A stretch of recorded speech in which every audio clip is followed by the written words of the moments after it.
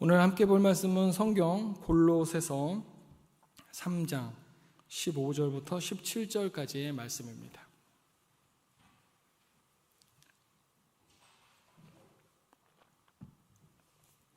골로새서 3장 15절부터 17절까지의 말씀으로 제가 가진 성경은 신약성경 327쪽에 있습니다.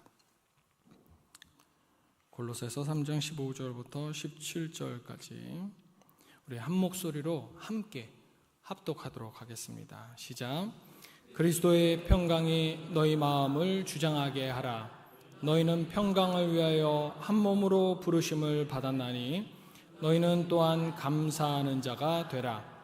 그리스도의 말씀이 너희 속에 풍성히 거하여 모든 지혜로 피차 가르치며 권면하고 시와 찬송과 신령한 노래를 부르며 감사하는 마음으로 하나님을 찬양하고 또 무엇을 하든지 말에나 일에나 다 주 예수의 이름으로 하고 그를 힘입어 하나님 아버지께 감사하라. 아멘. 누가복음 17장을 보면요, 예수님께서 예루살렘으로 가시는 길에 10명의 나병 환자를 만나신 사건이 나옵니다. 나병은 과거에 문둥병이라고 불리기도 했었던 병인데, 이 병이 문제였던 것은 피부는 기본이고요, 옷 그리고 집안까지도 번지는 이 광범위한 전염병 질환으로 생각을 했어요. 그래서 병에 걸리면 이제 피부를 비롯한 신체가 훼손되는 거, 이거는 물론이거니와 그로 인해서 가족들과 사회 공동체에서 격리되고 단절되는 그런 병 이상의 병이었습니다.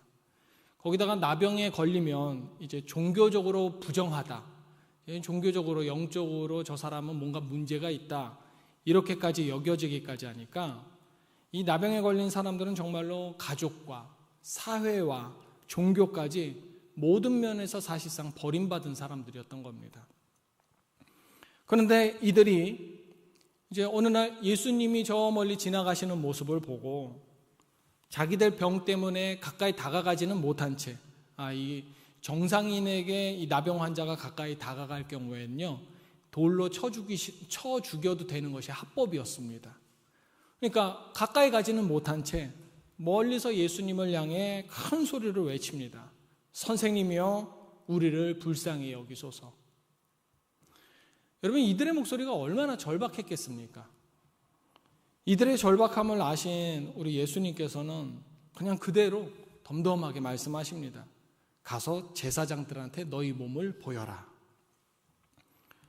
당시에는 이 나병 환자의 병의 유무, 병이 다 나았다, 병이 발병했다, 이런 것들을 판단해 주는 사람이 제사장이었어요. 그래서 제사장에게 가라고 하신 것이고, 이 제사장에게 가라고 하신 말씀에 자신들을 치료해 주시겠다라는 의미가 담겨 있음을 이해한 이 10명의 나병 환자들은 그 말씀에 그대로 순종을 해요. 그리고 그들이 제사장에게 걸어가는 동안, 바로 옆에 있는 것은 아니니까 걸어가는 동안에 이 나병이 씻은 듯이 깨끗하게 낫습니다. 여러분, 이거 대단한 기적이죠. 그런데 그들이 치료받음으로 해서 이 이야기가 끝나지 않습니다. 보통 다른 것들은, 다른 그 치유 기적 같은 경우는 예수님께서 다 치료해 주시고 막 눈을 떴다, 일어났다, 이러면 되는데 여기서 이야기가 끝나지 않았어요. 10명 중에 한 사람이 자신이 깨끗해진 것을 보고 나서 예수님께로 돌아옵니다. 그리고 하나님께 영광을 돌리며 예수님의 발 앞에 엎드려서 감사 인사를 해요. 바로 이 한 사람의 모습을 보시고 예수님께서 물으세요. 야, 10명이었는데 나머지 9은 어디 있느냐? 그러고 나서 마지막에 그 사람에게 더 덧붙이십니다. 일어나라, 너의 믿음이 너를 구원하였느니라. 예수님의 역사로 치료받은 10명 중에서요, 구원받은 사람은 이 한 명뿐이었던 겁니다. 감사로 돌아온 사람. 결국 돌아온 이 한 사람의 감사는요, 단순한 예의 바른 인사로서의 감사가 아니라 그의 영혼이 구원으로 방향을 전환하는 기초가 된 겁니다. 여러분, 그래서 감사는요, 단순히 좋은 일이 있을 때 고맙습니다, 고맙다라고 말하는 반응이 아니라 하나님께로 향하는 삶의 방향이 됩니다. 방향이요. 방향. 오늘 본문 골로새서 3장 15절을 보면요, 너희는 또한 감사하는 자가 되라 라고 특별하게 말씀을 하십니다. 감사하는 자가 되라. 감사하는 자. 여러분, 이건 그냥 감사 인사를 잘하라는 뜻이 아닙니다.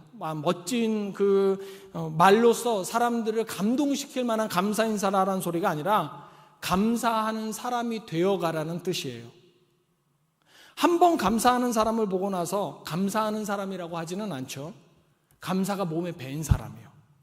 삶에서 일어나는 모든 일에 대한 반응에 감사가 되어버린 사람, 그런 사람이 되라는 겁니다. 사실 좋은 일이 있을 땐 누구나 감사할 수 있어요. 그렇죠? 누구나 감사합니다. 물론 그래도 불평하는 사람도 있더라고요. 그런데요, 어려운 일이 있을 때도 감사할 수 있느냐 하는 게 문제입니다. 어려운 중에, 삶의 고난 중에, 고통을 당하는 중에도 감사의 이유를 찾아내는 것은요, 감사를 자기의 체질로 이미 만들어낸 사람만 할 수 있어요. 대표적으로 요셉을 이야기할 수 있습니다. 형들에 의해서 요셉은 억울하게 노예로 팔려갔어요. 또 억울한 누명으로 감옥에 갇혔어요. 거기다가 나중에 꿈 해몽 잘 해줘갖고 감옥에서 풀려날 줄 알았는데 이 사람이 잊어버렸는지 배신당해서 풀어준다고 해놓고서, 그래서 더 오래도록 감옥에 머물렀죠. 여러분, 평생 가운데서 이런 억울함, 이런 커다란 억울함이 있음에도 불구하고 요셉의 마음에는 하나님에 대한 감사가 있었다라는 것을 창세기 50장 20절에서 볼 수 있어요. 뭐라고 써져 있냐면, 당신들은 나를 해하려 하였으나 하나님은 그것을 선으로 바꾸사. 요셉은요, 감사를 통해 하나님의 섭리를 본 겁니다. 그렇다는 것은 감사로 사는 사람은 눈앞에 억울함이 있을지언정 그 너머에 있는 하나님의 뜻을 볼 수 있는 눈이 열린다는 뜻이기도 합니다. 그래서 오늘 본문에서 바울은 그냥 감사 인사 잘하세요 라는 명령 대신에 감사하는 자가 되어라, 감사를 몸에다가 체득한 사람이 되어라, 이렇게 말한 겁니다. 감사라는 인사말, 감사의 행동이 아니라 그리스도 안에서 새롭게 된 사람, 거듭난 사람의 정체성으로서 감사하는 사람이 되라는 거죠. 그럼 어떻게 해야지만 감사가 내 삶이 될 수 있을까? 내 정체성에 어떻게 감사를 각인시킬 수 있을까?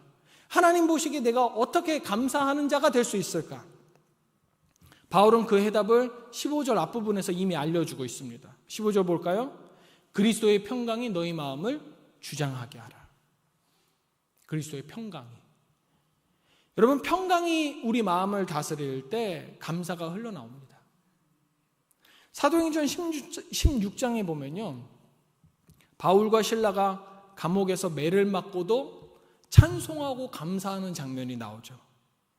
여러분, 이거 그냥 성경의 구절로만 읽지 마시고 진짜 내가 그 상황에 처했다고 한번 상상해 보세요.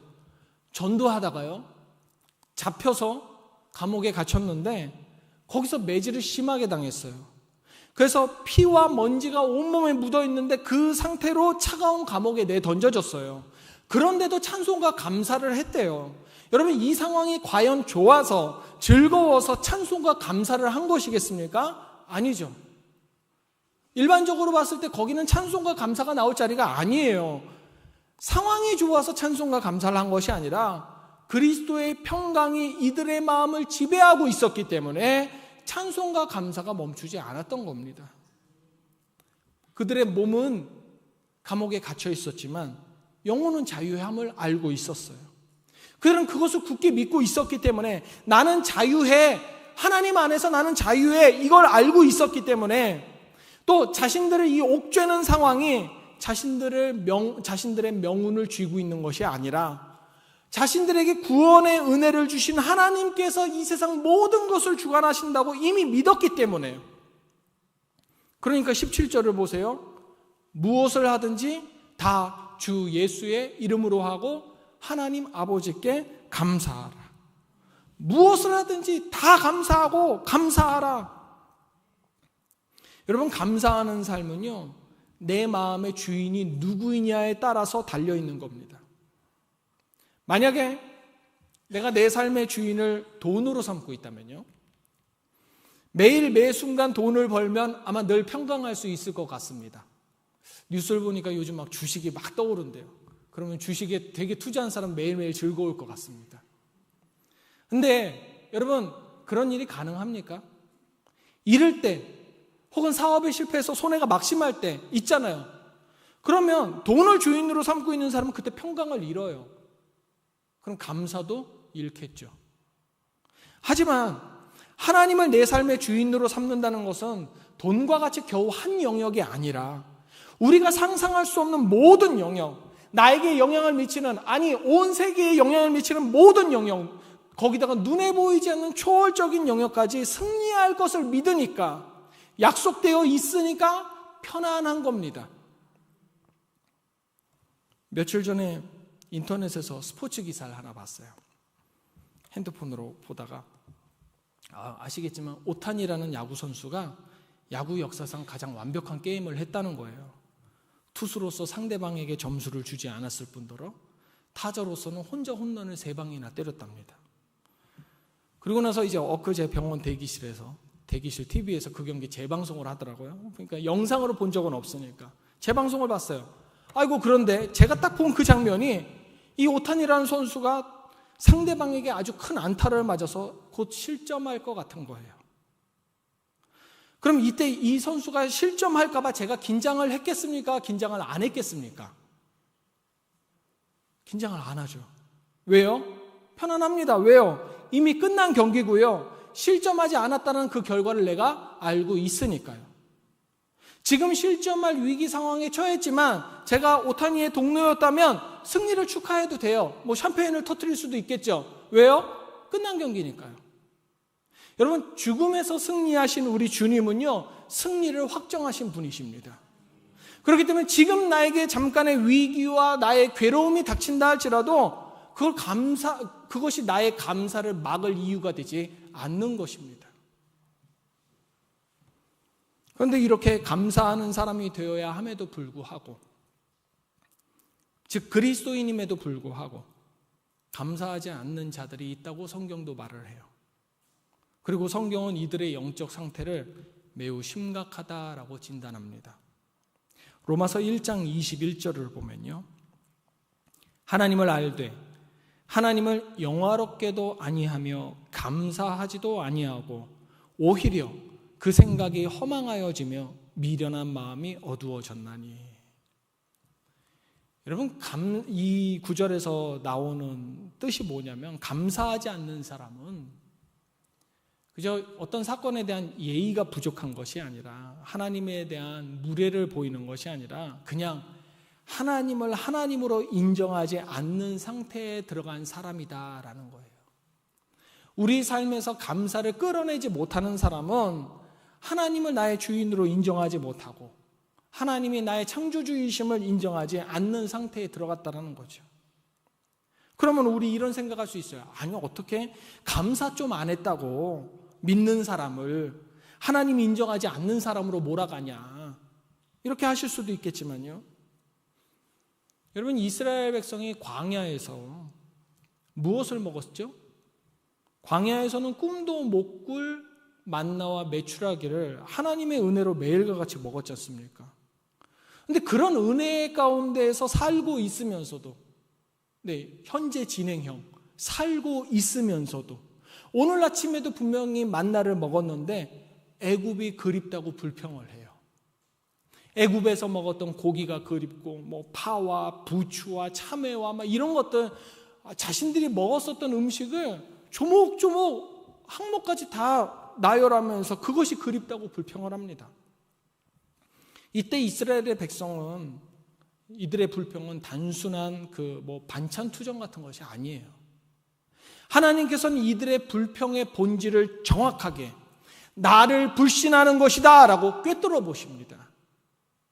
그래서 여러분, 감사하지 않는 마음은 결국 하나님과의 관계를 끊어놓는 것이나 마찬가지라는 겁니다. 하나님을 잊은 마음, 하나님이 굳이 없어도 된다고 느끼는 마음, 그게 바로 감사하지 않는 것의 근원이에요. 시작이고요. 우리가 기억해야 될 것은요, 내 삶에서 감사가 멈추는 순간에 신앙의 호흡이 멈춘다라는 것입니다. 감사가 멈출 때 영혼도 함께 메말라 갑니다. 오늘 설교 처음에 했었던 그 돌아온 나병 환자 있었죠? 그 사람은 그냥 예의 바른 사람이 아닙니다. 구원에 들어선 사람이다라고 우리가 말할 수 있습니다. 그 나병 환자, 치료받은 나병 환자, 그가 예수님께 보인 감사를 통해서 우리가 알 수 있는 것은, 감사는 그저 단순한 고맙습니다라는 인사가 아니라 예수님께로 내 삶의 방향을 돌리는 훈련이자 그리스도인으로서의 정체성이자 내 삶의 주인이 하나님이십니다라고 인정하는 믿음의 행위라는 것이죠. 우리 신앙이 의외로 자주 식어버리지 않던가요? 부끄럽지만 전 되게 자주 왔다 갔다 합니다. 여러분은 어떠신지 모르겠는데요. 하나님께로 향하던 방향이 정말 순식간에 왔다 갔다 해요. 왜냐하면 나 자신에게로 돌아서기 때문에, 나의 관심이, 나의 시선이 나에게로 돌아서기 때문에 그래요. 믿음 갖고 잘 살다가요, 어느 순간 진짜로 확 불안해져요. 왜 불안해질까요? 갑자기 내가 건강을 잃으면 어쩌지? 아내랑 우리 아이들, 새 아이들은 어쩌지? 모아둔 돈도 없는데 나 노후에 어쩌지? 여러분, 정말 이런 불안감 때문에요, 한 2, 3일 갑니다. 여러분, 이렇게 내가 삶의 고민의 중심이 되면요, 감사는 사라지고 평안도 사라지고 그 반대의 것들이 오죠.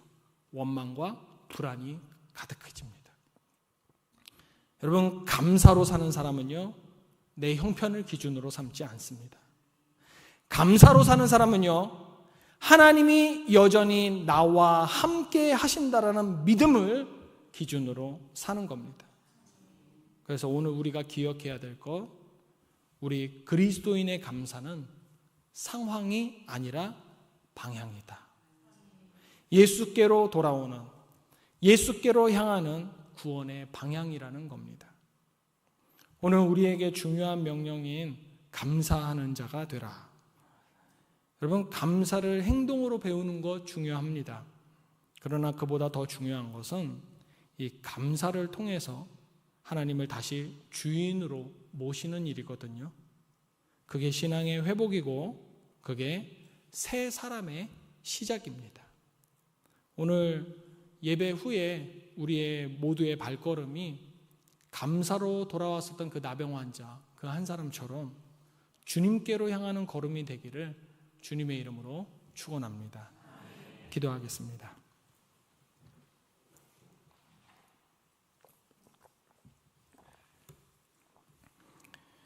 하나님, 감사 주일에 우리 인생 가운데 각인되어야 할 감사를 다시 생각할 수 있도록 허락하심에 정말 마음을 담아서 감사합니다.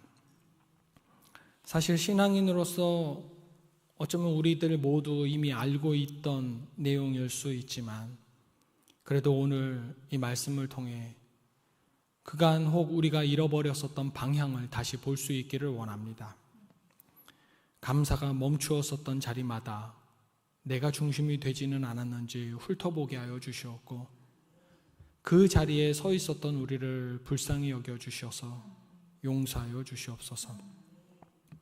하나님, 다시 하나님께서 우리의 방향을 돌려주시기를 원합니다.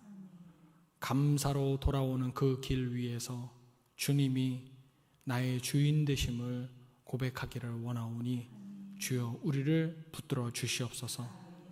상황이 아니라 주님의 평강이 나의 마음을 다스리게 하여 주시옵고, 형편이 아니라 주를 향한 믿음이 나의 기준이 되게 하여 주시옵소서. 감사를 선택하는 믿음으로 매일매일 살게 하여 주시고, 그 감사 속에서 신앙의 전진을 이루어가도록 이끌어 주시옵소서. 예수님의 이름으로 기도합니다. 아멘.